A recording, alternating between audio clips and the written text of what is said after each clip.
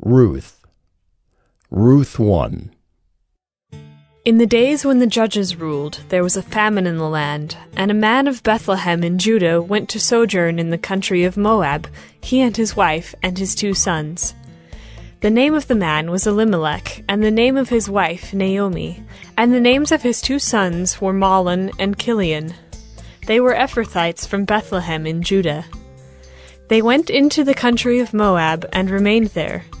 But Elimelech, the husband of Naomi, died, and she was left with her 2 sons. These took Moabite wives. The name of the one was Orpah, and the name of the other Ruth. They lived there about 10 years, and both Mahlon and Chilion died, so that the woman was left without her 2 sons and her husband. Then she arose with her daughters-in-law to return from the country of Moab, for she had heard in the fields of Moab that the Lord had visited his people and given them food. So she set out from the place where she was with her 2 daughters-in-law, and they went on the way to return to the land of Judah. But Naomi said to her 2 daughters-in-law, "Go, return each of you to her mother's house. May the Lord deal kindly with you as you have dealt with the dead and with me. The Lord grant that you may find rest, each of you, in the house of her husband." Then she kissed them, and they lifted up their voices and wept, and they said to her, "No, we will return with you to your people." But Naomi said, "Turn back, my daughters. Why will you go with me? Have I yet sons in my womb that they may become your husbands?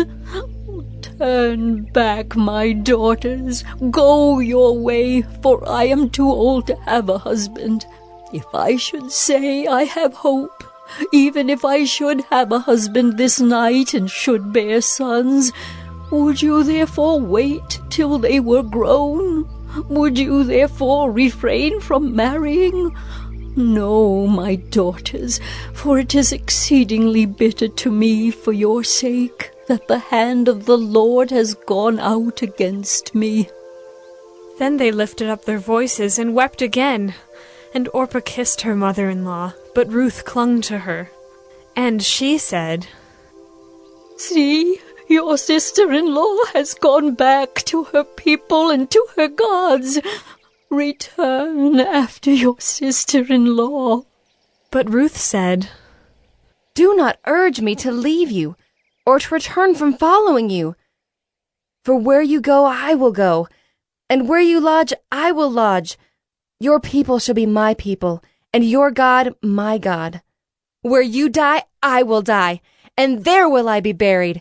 May the Lord do so to me, and more also, if anything but death parts me from you." And when Naomi saw that she was determined to go with her, she said no more. So the 2 of them went on until they came to Bethlehem. And when they came to Bethlehem, the whole town was stirred because of them. And the women said, "Is this Naomi?" She said to them, "Do not call me Naomi. Call me Mara, for the Almighty has dealt very bitterly with me.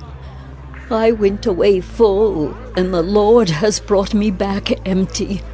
Why call me Naomi when the Lord has testified against me, and the Almighty has brought calamity upon me?"